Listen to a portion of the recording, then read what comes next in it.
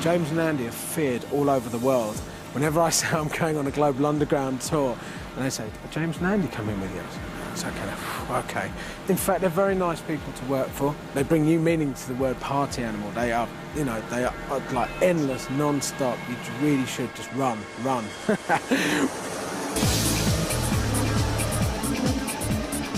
James is my best friend. He is a prophet. Global Underground and our DJs like a prophet in Hungary. They're seen very much so as a benchmark as to what a cool CD should be. Some of the guys they've got on the roster, you know, Dave, Seaman, Nick Warren, Sasha, Digweed, there's, you know, really are some amazing DJs. They do have some of the best talent in the world. It's a double act, and one does all the business side of their company, and the other person's, I suppose, more creative. It's almost like you get past the clowning around and you actually see that there's two very, very sussed out, quite smart business guys behind all that. It's a world stage for some of the DJs to do kind of what they really do, and it's taking everything away from, I think, what everyone calls Crack Mix 2000 CDs. They've been very clever because their CDs are worldwide. It's not just like another UK compilation. Global Underground is basically our attempt to capture just the global nature of dance music. It's a DJ mix series that takes DJs... Go on holiday. No, not on holiday. So it's a DJ mix series that takes DJs all over the world. Yeah, I mean, we first started out with selling, like, I don't know, we'd be lucky to sell 10 or 20,000 copies of an album, but things have moved on so much in the last 3 or 4 years that, for instance, say Paul Oakenfold New York albums sold in excess of 150,000 worldwide. Sasha Ibiza's hot on his heels with 120 odd. So things have definitely moved on. We've earned quite a bit of money, not a huge amount of money. We're not millionaires or anything. I mean, me and Andy always classify ourselves as the only millionaires who haven't got £1 million in the bank. You know what I mean? It's like, but Haven't you? all right, you have. Well, just the two, like. Buenos Aires, very not shocking, surprising.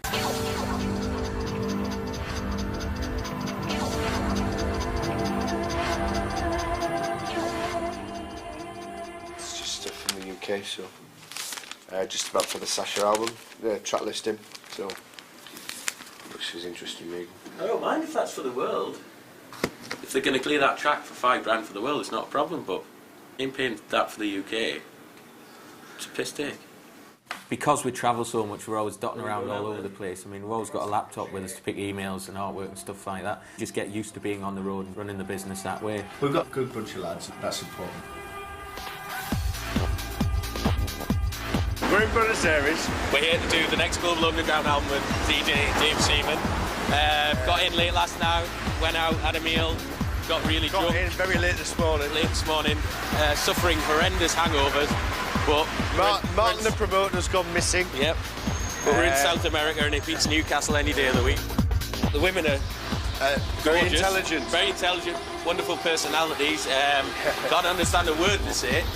Which is probably good. They look great anyway, so that's good. Which is more than you do. The food's meat, more meat, which is absolutely fantastic. But unfortunately, I'm a vegetarian. So far, the salads have been salads, I suppose. Yeah, it's very European, Buenos Aires.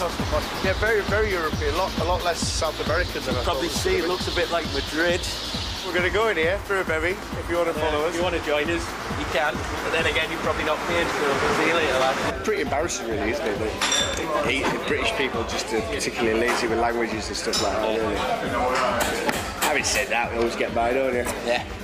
Bevy means bevy in any language, doesn't it? Yeah. I love that thing of, like, you know, it's, the music's great, it's great, go party, but it's just, you just meet the most crazy people, and you just have, for this one moment in time, which is, like, in essence of, like, you know, you're some club, it's like, you know, you're never going to meet them again, you're never going to see them again, but for, like, you've got a brand new best friend for the evening, and it's like, you're there and you have a good laugh, and like, that's what it's all about.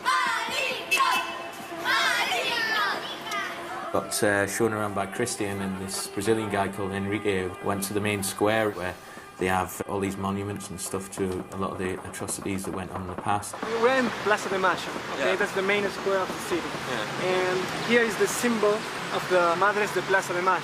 It's a group of mothers that lost their sons during the government, the military government here in the 70s. Okay? All right, yeah. This is the symbol. Is this like a scarf? The scarf, yes. And there you can see this the lost people is painted in the floor.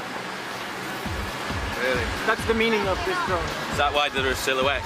Yeah. That's So how many people were lost then? I don't know exactly, but it's around 30,000 people. It's a lot of... It's actually quite poignant with the thing that's going on with Pinochet in the UK at the minute. The youth of Argentina for, I don't know how many years it was, just disappeared. I suppose probably fundamentally people like us, if we'd been Argentinian, probably wouldn't have been here. You know, at that time, the thing is that we don't know almost anything of what was happening. You know, everything was hidden. The war was 1982. The war was really a mistake in all terms. So the memories, you know, it's tough to think in that time because it's dark and sad. Bearing in mind all the hassles that obviously went on with the Malviate, with the Falkland Islands, you didn't know exactly how the British were going to be accepted in Argentina. In terms of Argentina perception about British, I can give you an example. You probably are going to see in the crowd people dancing, and don't get surprised if you find a British flag. We always make an effort to try and see different parts of the city away from dance music, you know what I mean? So we went to the Boca. This is obviously the home of like Maradona, and it's on the docks. It's a slum area, which shows slight signs of a tourist rejuvenation in the very centre, but still around the outskirts it's hardcore, you know what I mean?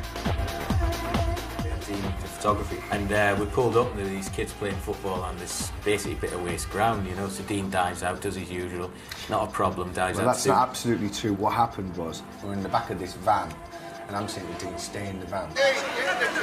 No, it's all right, I'll go out. They're all right, honestly.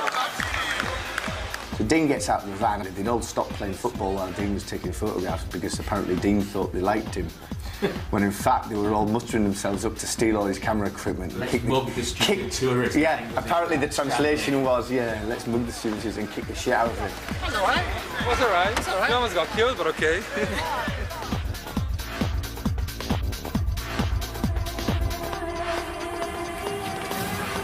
Dave's a very, very musical DJ. All these records, they're all in key, and all these sets are programmed.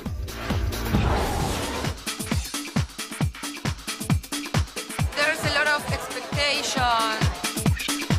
They want to know what they do different from the DJ from here. They want to see Dave Seaman.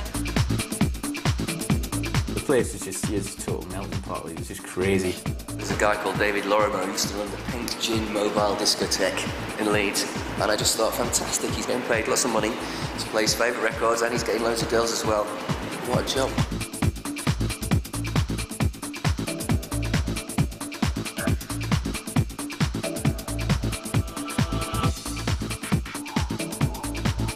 There you go.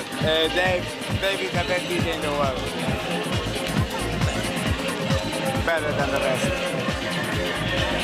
He's the only one. The only one. The only one. This is nothing. You're the worst. 8:30 in the morning. We're totally do-lally. Do-la-la-la-la-la-la-la. We're having a bit of a poo-na-na, bit of a rah-rah-rah. And we're feeling pretty Spunky.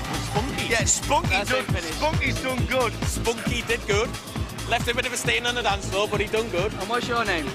Magna. I've personally heard, and I don't really condone it, in fact it makes my stomach turn, it's sex, drugs, rock and roll, and a bit of like lewd behaviour.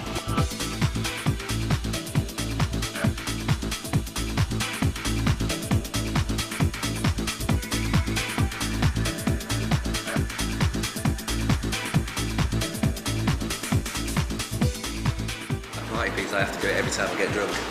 I learned to break dance when I was about 14. Took my lino down to shopping arcades in Leeds. But I didn't do it for like 10 years or something, and then one silly drunken night I decided that I could do a windmill still. Come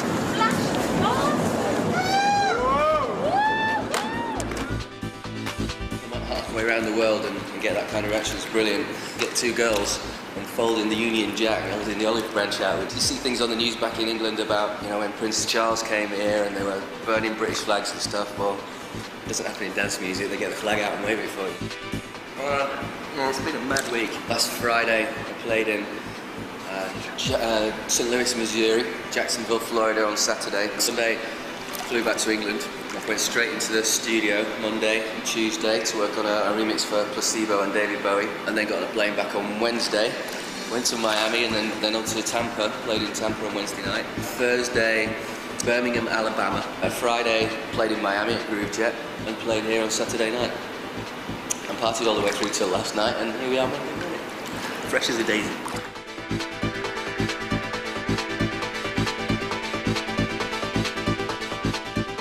What Dave's been really, really clever at is basically taking what he knows about dance music, adding it to major label artists and giving them, you know, oodles of credibility. Janet Jackson and Michael Jackson and David Bowie and New Order and Seal and the brand new Heavies. I never thought, you know, 20 years ago when I started DJing, I was getting £2.50 at the East Club, that I'd be in a swimming pool in Buenos Aires getting paid lots of money to fly around the world and do it.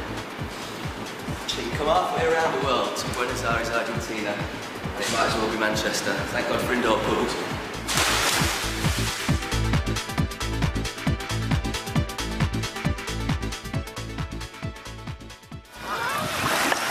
We're not in! This time, hello, it's me. Why is no one answering the phone? I'm working hard here. Ibiza wouldn't have been our first choice to do an album with, but Sasha was playing a residency last summer at a club called Space, which is probably the best club in the world. It was almost a little bit of a challenge, really, to see if we could pull something off from Ibiza. It seems as it now being a bit of a cheesy haven for like 18 to 30s, and it's been proved that this club at Space is the best club on the island, if not the best club in the world. And there is still an underground dance scene there, and that's obviously what we were there for. James. Why is no one in the office, mate? All right, yeah, good answer. Hey, Tom, it's Saturday, isn't it?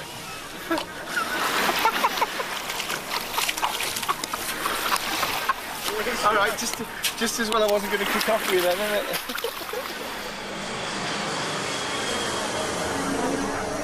Sasha within the dance music industry is a legend. In the same way that George Best was the first superstar footballer, Sasha was the first superstar DJ. There was no adulation, no hero worship before Sasha.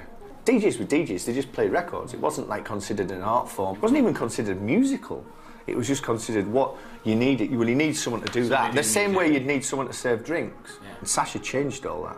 The way that you can play a record is as important, if not more important, than the record you're actually playing.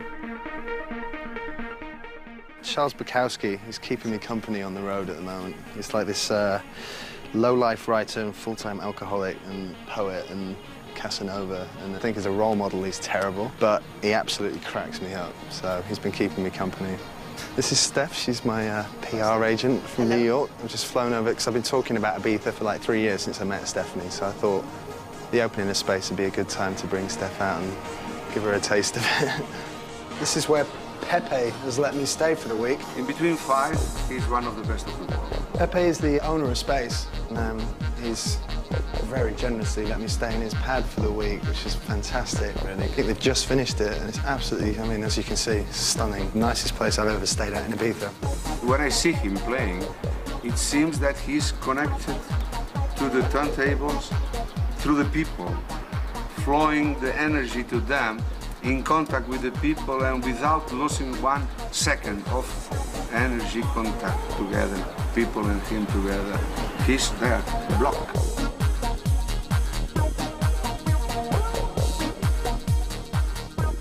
Sasha was a guy, a spotty teenager, living in Manchester, and he had this thrust upon him. And this is the days before management teams, PR companies, marketing companies, record companies, in fact. First time he ever signed an autograph was in Middlesbrough, and he thought someone was taking the piss out of him.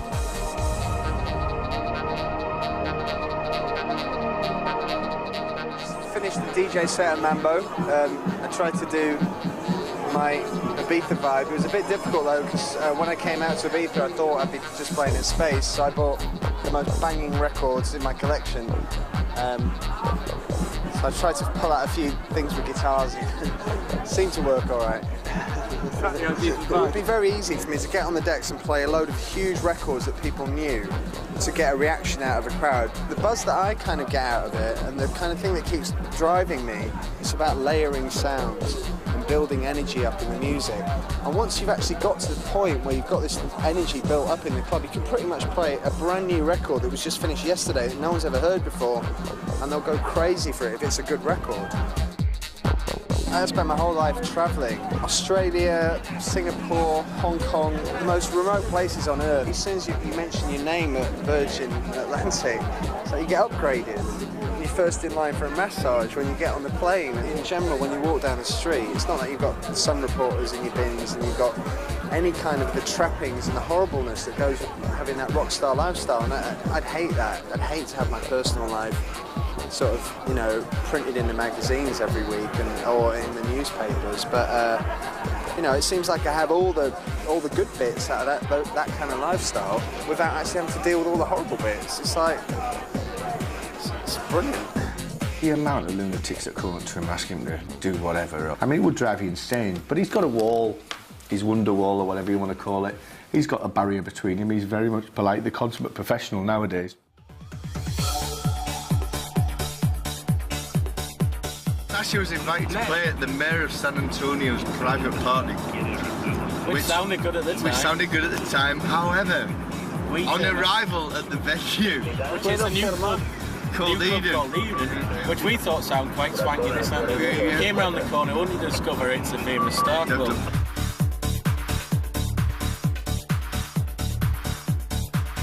The Star Club was legendary from the late 80s, early 90s for being den of an equally attack. The club 1830 sort of clientele. Yeah. And Sasha's avoided it like a plague for years. He got offered £10,000 at the beginning of the year to play here, and he's ended up playing there for nothing. The Star Club, which actually Sasha described as the athlete's foot on Ibiza's club life.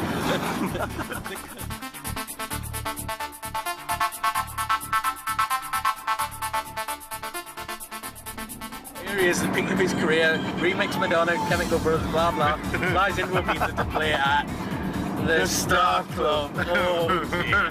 Let's just say that one more. The Star Club.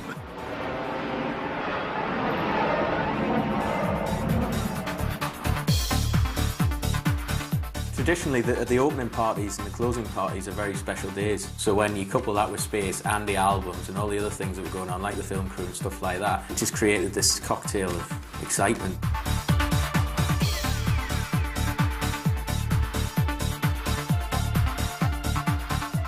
Germans, you get Swiss, you get Austrians. A lot of Italians go there. There was Brazilians, people from Uruguay, Chile, Peru.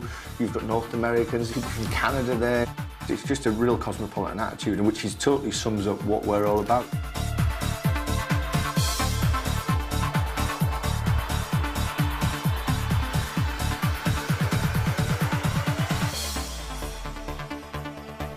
It's almost like Twin Peaks, you know, and there's a real David Lynch sort of aspect to it. You're thinking, what the hell is going on here? I mean, who, for Christ's sake, builds a terrace to a nightclub? You'd still call it a nightclub, but it's not open on a night.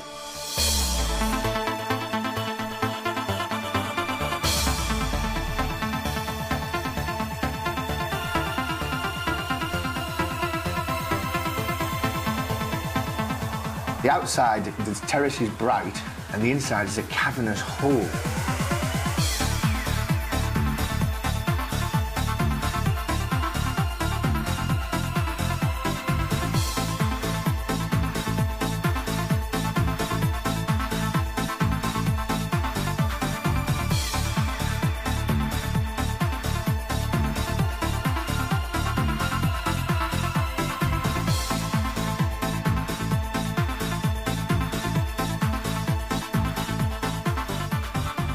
collected a whole host of different people from all over the world and did vox pops with them. Asked them why we're there, why space was so special. They included this all in a booklet with photographs of them and did photo sessions on the roof and put it all together in this limited edition booklet.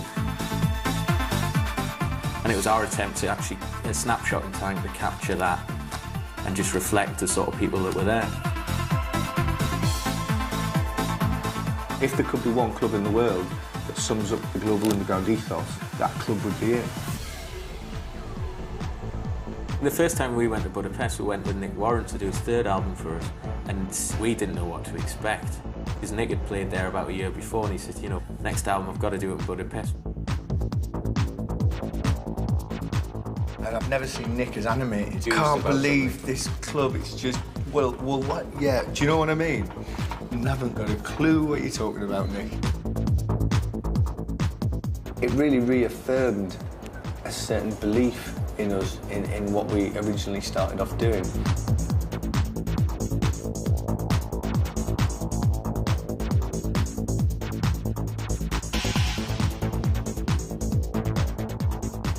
we wanted to do the album here, and we turned up.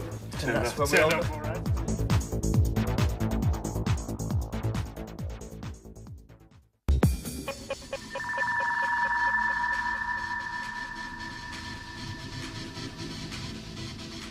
Time to call this. Working on Hungarian time already. This is our favourite checking clerk. Where are we, Heathrow? It's Gabby Terminal 2, Heathrow. The world's worst terminal. And we're on our way to Hungary. Budapest. It's our club, which we do with Bela over there. It's going to be the first night of our new series, New Breed, Anthony Papa. So the small boy from Australia is going over to the big city in Hungary. And let's see how he does. First time we went to Hungary was about a year ago with Nick Warren to do his Budapest album. We had such a wicked weekend, such a crazy weekend, parties non-stop. Been going back there once a month to run a club with Bela, who now works for us, doing all the international tours and coordination. So it's a bit of a weird one really, but it works. Anthony Papa's secret, dead secret. Gig like excellent. Israel, Tel Aviv. Really, really good last night. Really, really good. I've been trying to get in touch with you. What's going on with your foot? Well, it's not the foot. Well, it is the foot. Thank you. All right, then. Fine. I'll call you back later. Yeah, I've been trying to ring you since fucking 9 o'clock in the morning. Cheers, man. What's going on? One of my best mates from Newcastle. Really hasn't been out of Newcastle for a long time. And he's been so excited about coming to Hungary. I think he's going to burst this week. So it's going to be interesting to see how Hodgie, latterly known as the Turbine, the breakdancer from hell, how he's going to take to the Hungarian nightlife. So what are you going to do then? Use every one of them. Right, James, that's the weekend of serious debauchery. Absolutely. Serious debauchery.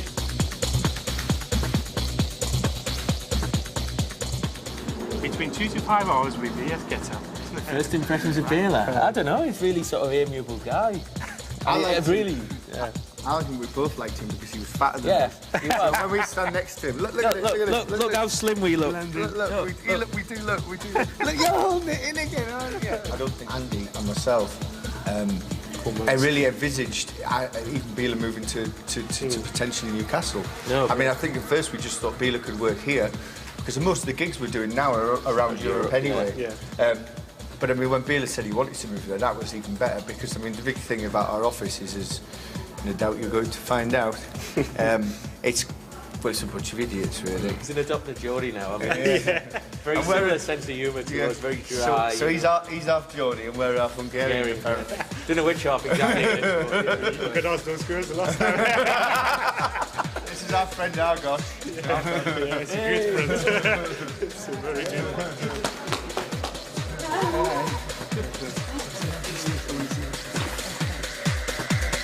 It's a proper communist sort of pub, bar, restaurant, and it's a piece thick. There's so many little details which was dead important. And the red telephone there is one of the most important things.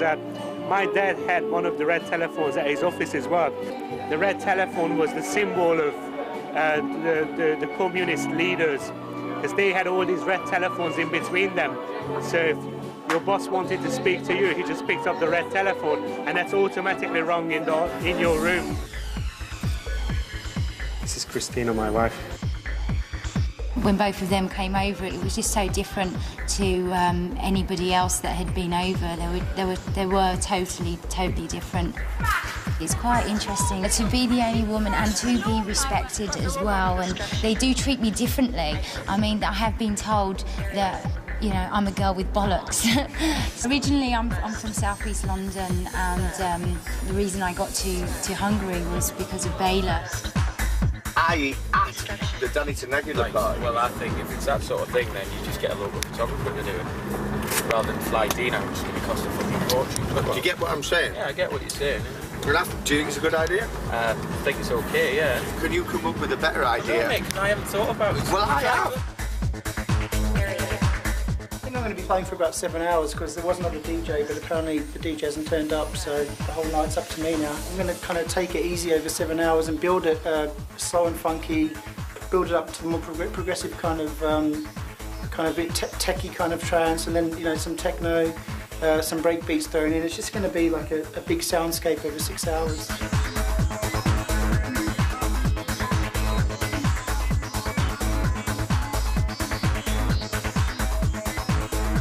When you've got a crowd where they're just so positive and so into what you're doing, it touches you inside, and you kind of take that into the way you choose your records, and you kind of connect.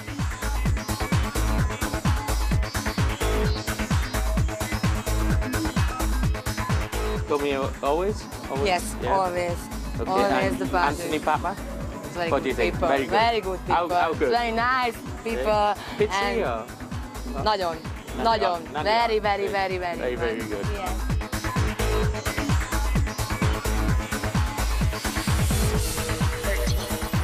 I'm a musician. Pop, mainly pop. Making records for more than 8 years. I did several gigs here before. It became this kind of club. It's much more unique. At the end of the day, the guy's there to work, and one person coming up annoying the fuck out of a DJ could spoil the enjoyment for the other 1,000 people in the club. On that sort of level, you've got to be careful and you've got to be quite tactful about things. They don't know all the songs, they don't know the performers, they don't know anything about the songs, just they feel the pumping, they feel the groove, they want to have fun. That's all. Gunther is not Yugoslavia. Yeah, but no, hold on, it's not Yugoslavia. Serbia. You're from Serbia. You're from Serbia. Yeah. And I'm a gypsy. Yeah, liquid design, Christina. Every month we make a party like this with English people, English DJ. There, here's James from Lavelle and Carl Cox.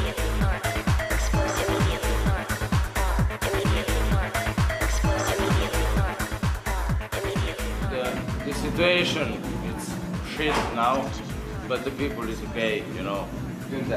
You can not see so many grizzlies like here, you know. Grizzly, and the gangster. They have a skinhead. This is my brand new best friend. What's your name again? Hi. T-shirt, what is it? Body T-shirt, you know. My other brand new best friend, Leslie. Leslie. Yes. I play the music and excellent VIP and 300 embers. 300 people in a crazy dancing. My style is a breakbeat and a hard drums and electro and a new age, old school, new school, trip-hop, drum and bass, yeah. Anthony Papa in rushing time, is everybody in the high, there's people in fitness, yeah, crazy! And a VIP room in a small feeling, it's an easy drum, it's a grooving, and yeah, and small. Sexy. Yeah, sexy, yeah. Every people in sexy, yeah. Welcome to the Hungary, man, yeah.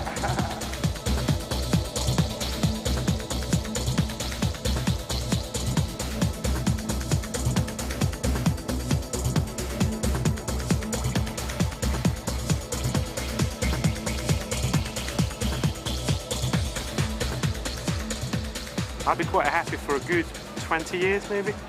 Just keep it going. Because I haven't seen one unfit bird in there, mate. They all working out. And you as a punter, what do you reckon? I'm not a punter. No, it's absolutely badass. Oh, your little brother. Little brother. I understand the picture. I understand the picture. Yeah, I do. Come on, really good gig. Probably the best one I've had so far. So, played for about 6.5 hours. The crowd were wicked. I moved to England because the dance scene in England is just the best in the world for me. To make it as a DJ, I felt that's where I needed to be. It was a challenge as well. I kind of outgrew Australia a little bit. We're back in Budapest now, checking into another hotel, and I'm not sure how long I'm going to be here for, but I've got to get to Helsinki tonight. I mean, I party hard, as you know, but James will be the last man standing. He will be the man going, come on, we'll get another bottle of whiskey, and after you've been up for 2 days or something ridiculous. Last night, I mean, he was lost, he's drunk God knows how much whiskey and whatever, and at times like that I'll look out for him, and I'll be in a similar state the week after and he'll look after me. He's always the idiot that'll be at the party longer than I will. When you met him once, you certainly won't forget you met him. Too many people panned at the DJs. All the guys we work with, they're totally cool. They're really nice guys, they're relaxed, this, that and the other. But, I mean, they're surrounded by sycophants 24 hours a day. Inbull 2 fat Geordie lads and tell them they're a set of twats. DJs are very important, they're the tastemakers of the whole scene, and James and I would not be where we are now without them, but they're human beings. So let's not put them on a pedestal. I had a relationship for like 3.5 years, and it just came to a head of the travelling and stuff like that. It's just not fair on the girl. And like ever since then, it's just been a succession of, I don't know, one-night stands or whatever you want to call it. And it is very, very difficult, the fact that we've got such close friends, and when we are in Newcastle, we go out with our mates. And there's not that many people, A, I would inflict it on, or B, would put up with the way we go on. I mean, who needs a boyfriend you're going to see once a month? It's just like, it's a joke, you know what I mean? This has been the bane and the end of every relationship I've ever had. Because basically, and don't get me wrong, we have all in the past probably been Mr. Untrustworthy, double-dealing, backstabbing, untrustworthy, whatever. And like every girlfriend I've ever had says the same thing. Wait a minute, you must think I'm stupid. The lads in the back of this car, or what? Oh my God! Pretty cool, huh? One day I'll find, or James will find somebody that's happy to not put up with, but accept the way we are. That, you know, half the week when we're back, we're going to want to go out with our mates. They're not going to want to spend 5 nights a week with said girlfriend. But there's girls like that are very few and far between, and I mean, I don't think James or myself have ever found somebody that's prepared to accept that.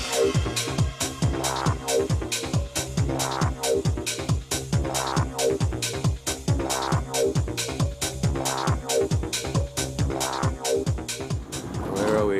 We're on the way to the bath, Gellet Baths, which is famous thermal baths in Budapest.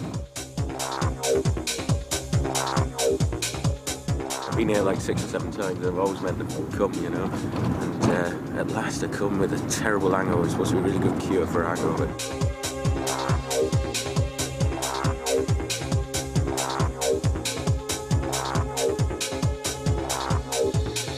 It's always nice to get out and about and see people and do different things and do the sort of touristy stuff. So a lot of the places we go to, we probably not get a chance to go back for 2 or 3 years or something like that. So it's nice to be able to come and do stuff like this. I like spending money, yeah, of course I like spending money, you know. Infinitely better than saving it, you know. It's what you're here for, isn't it, to go out and enjoy yourself.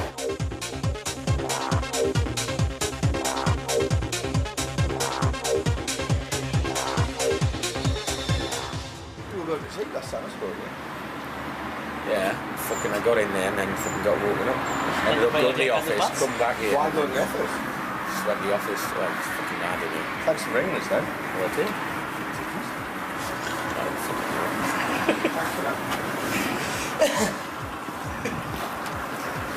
See you later, Andy. Anthony, how was Helsinki? What was it like? Amazing, really good gig. Yeah. Really, it was cold actually. Yes. He's asking us. What's the weather like? Boiling up. You don't want to take much stuff, honestly. Shorts and t-shirts. Bearing in mind you just come from Tel Aviv. So you took a t-shirt with him? T-shirt with him. -10 degrees. I left the club about 4 times. And then me and this young lady were going to go back and have some drinks and stuff. And I couldn't find a taxi. So anyway, who do you know comes out the hotel? The two blokes with the bald head. So they get in the back of the cab. I go, hey, go on, let's go, take me to the hotel. So we're in the car for 10 minutes, and then they turn around and went, which hotel? And I didn't know the fucking game of it. So turn around all the way back to the club. News to say, the girl got away. Scot-free. But don't worry, I could still find the blokes with the bald heads.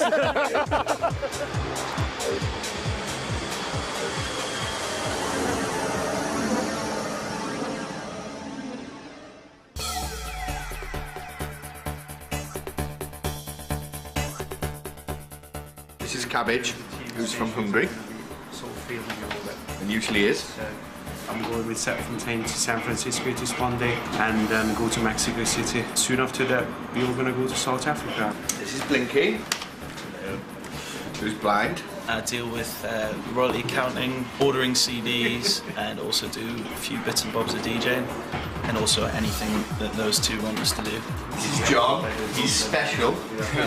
Or he used to be special, so he tells everyone. I basically look after the website side of things for the company and anything else that James and Andy want us to do.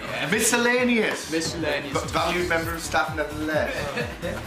John Paul's been sacked somewhere in the region of about 500 times for no particular reason. I deal with the sales of the albums and press now and then and collecting money off people. John Paul worries a lot. Yeah. And panics. He's a panic merchant. He's very, very good at his job. And as per everyone else, just anything else Andy and James want me to do, basically, during the day. Just buy their food, buy their clothes, make sure their clothes are clean, do anything for them they like. And we all enjoy doing it as well, man. Of course, that's a good answer. This is our map of world domination. And this is everywhere we've been in the last 3 years. Or 4 years. Furthest away, New Zealand, which we did New Year. Australia, South America, Thailand. We do a lot of stuff in Hong Kong, which Spieler sorts out. Where are we going? Toronto, Bali, which is very, very nice indeed. Japan, which Seb Fontaine's going to be doing a tour over there. Philippines, which was just good fun. Miami, LA, San Francisco. Funnily enough, to be honest, we've probably been to places like this more, and America more, than we have actually been to Europe. But that's just sort of really the way it is. I mean, most of the times when we go away, we tend to go somewhere to do business. It is good working with them. It's a nice, relaxed atmosphere. Awful, terrible, absolutely. No, it's really, really good. They're excellent people to work for, and I just got a bonus for saying that. So it's always a good laugh. You just have to know them to know it'll be crazy. Simple as that, really. What's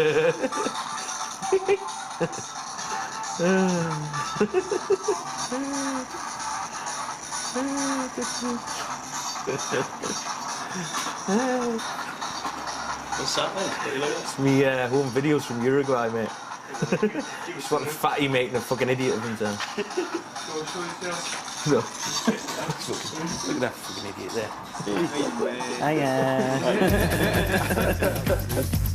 I've been asking Darren Emerson to work with us for 10 years. Hemorrhoid, yeah. Well, that was a really strange thing, going out with somebody that answers to the name Hemorrhoid. Uruguay was weird, for those that don't know, it's the next country, it's above Argentina. Below. You know? No, it's above. It's below. It's above. It's below. James, it's above Argentina, you prat. What? It's between Argentina and Brazil. Don't feel me, right? So anyway, Uruguay was a bit weird, because obviously we've been to... I'm going to check up on this.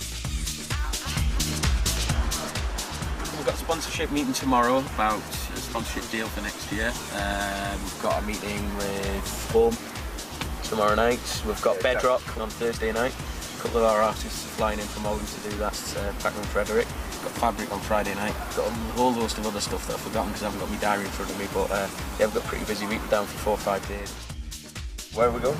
We are going to Funky Camden, mates. Yeah, it's a photo shoot for Crossfade magazine, which we're doing with Darren Emerson. We're going to do that through about 4 o'clock then, and we've got Israeli TV.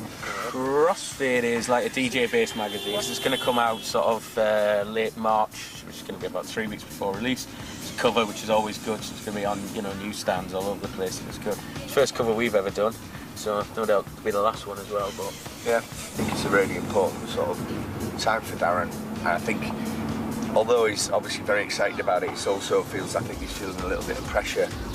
But only probably bit he's putting on himself because he feels so excited about the project. As much as you try and hype them up to do it and trying to keep them excited about it, it's really important that you don't let the DJ paranoia set in and that they start thinking about things too much and that they just let, like, when they're in a club, they just play records that flow. They're a pain in the arse, these mixes, actually.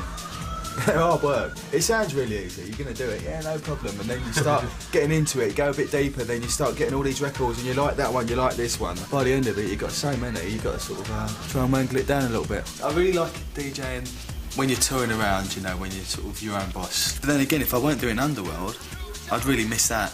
With Underworld, it was very sort of DJ mixed, 2 musicians. Yeah. You know, and I didn't really know much, but I wanted to learn, of course, you know, because you get to a stage where you're DJ and you feel like you can mix really well, you know how to do all that, and you're being quite successful, you know, you're doing quite well, you're working up the ladder, and the next thing you do want to do is sort of start producing. It's all gone cooked before.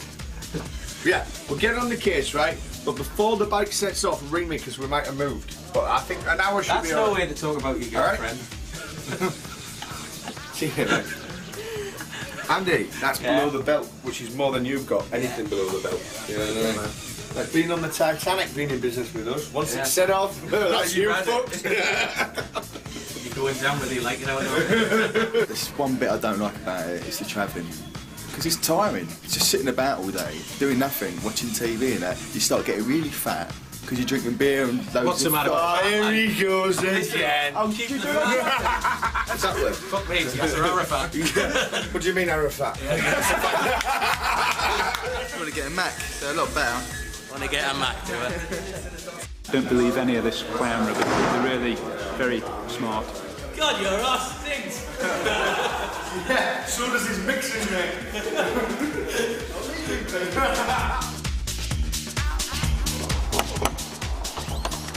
Alright, lads. Welcome to my place in Romford. This is what we're going to be doing the Global Underground mix. Not Uruguay, but you know, I'm sure it'll be cool. Basically, the sampler will take a chunk of the record, which will repeat it. I'll get a record.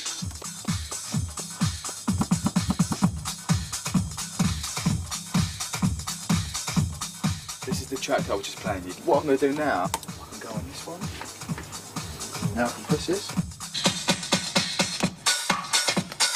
You know, something like that.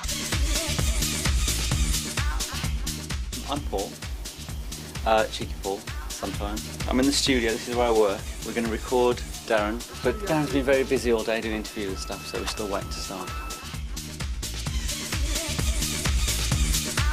Some of the ideas I put down, you know, gave me ideas to sort of do what we're doing now. I'm trying to find records that are sort of doing the same sort of thing. Like the last one I was using, and now this one has got the same sort of bass line, so it's going to sort of gel really well. Won't take us long at all, he says, in front of the camera. Now I'm here, I'm getting other ideas now, so it's opening a can of worms up, really.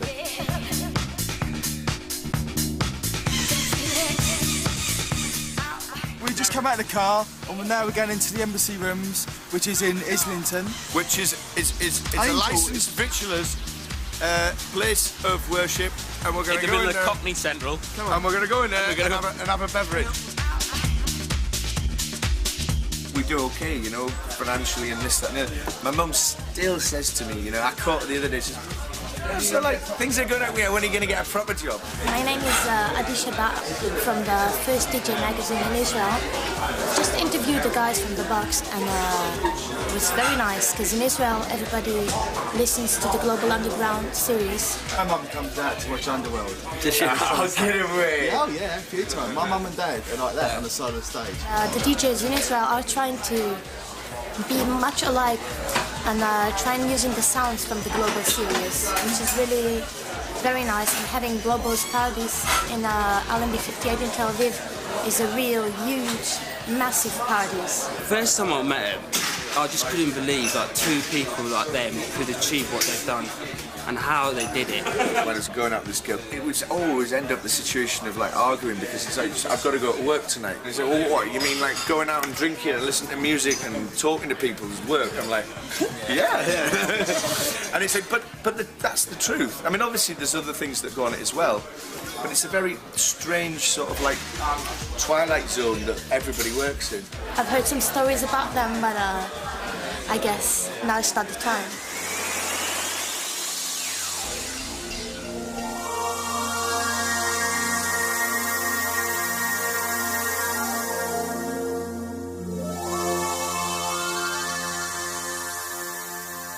People quite often ask why we still live in Newcastle, especially as we've had to spend more time in London. Travelling all over, you know, you go to New York or you go to Tokyo or whatever, and people are amazed at the fact they actually come back to Newcastle to live. To be quite honest, the two reasons for me that we come back to Newcastle is A, because of our friends, and B, I'm your boss, and B, you're sacked and you're not getting wages this week, and B, really, it's because Newcastle's an absolutely amazing place to live. I mean, if you take this place like Malmaison, it's probably one of the best hotels I've ever stayed in, and it's next door to my house. Any culture that's had something really hard has still got this passion within itself to do something else. And I think that's part of human nature, that when it gets so bad, you just got to laugh. Yeah, our first album was with Tony De Vit, a really sort of important album for us because it took every single penny we had into that album. And it was like, it was make or break for us, really. And Tony, God rest him, was like, I don't think he really understood how big a DJ he was. I don't think he did. Certainly didn't then. I mean, just before his death, he was definitely the biggest DJ in Britain. He was right on the verge. And he was the one who came up with the Tel Aviv thing. You know, and then in the press, you know, people were saying, who the hell are Global Underground, do a box, do a Global Underground, all that sort of stuff. And people were asking, you know, well, Tel Aviv, what's the connection, what's all that about? And to be honest, that was exactly the reaction we wanted. People think that they're bulletproof, you know what I mean? Everyone's got this attitude, and I think that because people going out and they're so hedonistic, which is brilliant, you know, that's great. And they're going out, having a good time, and I think it really puts morality, not morality, but your mortality into some sort of like perspective, really. I mean, the fragility of the human race, really, like James says. Yeah. You just think you're immortal, but you're not. Me and Andy have been through everything, and I know that, like, I mean, like, we started off with £5, which we bought some dodgy cassettes, I mean, these Vauxhall Astra, and like, we've been through it all, and I know that, like, when I get up in the morning, no matter what happens, I can trust him. Andy's strength is his strength, his willpower. He's a number-crunching exocet missile. I really appreciate how lucky I am to do what I do, but I also realise how lucky I am to have a best mate like him. And he is very good at what he does, but don't say I said that. And that's basically what, you know, he's very good at organisational skills. He's brilliant at, like, basically, he can't leave anything alone. He's got his sticky lead. He's got pokey trotters. Have you seen his hands? Don't look at his hands, but don't say anything. You've seen his hands like pig's feet, aren't they? Oh, his feet, don't even mention his feet. He's got toenails like chisels. He's got the loudest nostrils in Western Europe. When he blows his nose. But that's basically it. I mean, he's brilliant what he does. But like I said, don't say I said that. I really don't know if there's a price to it. I can't see one. But the thing is, I don't want to be flippant or arrogant about it. We're having a right laugh. But it's part of British culture that you're almost to feel embarrassed about enjoying yourself. It's that Victorian value, isn't it? Of feeling guilty about having a good time, or being very lucky, or winning the lottery, or having money in your pocket. You know, it's one of them things. But at the end of the day, we're having a right laugh. I can't answer that question. You answer it for me.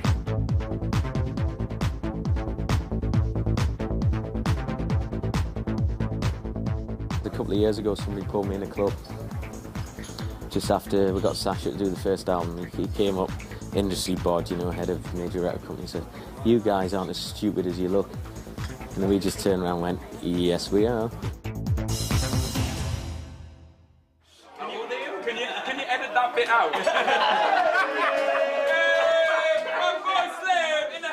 paying for it. I'm the Prince of Darkness. Pleased to meet. Ooh, Yeah, right? Yeah. True management day and night.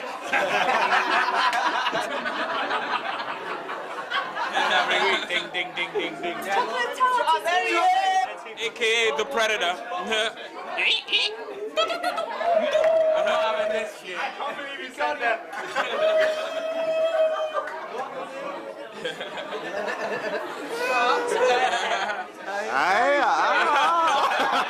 Thank you. Good night.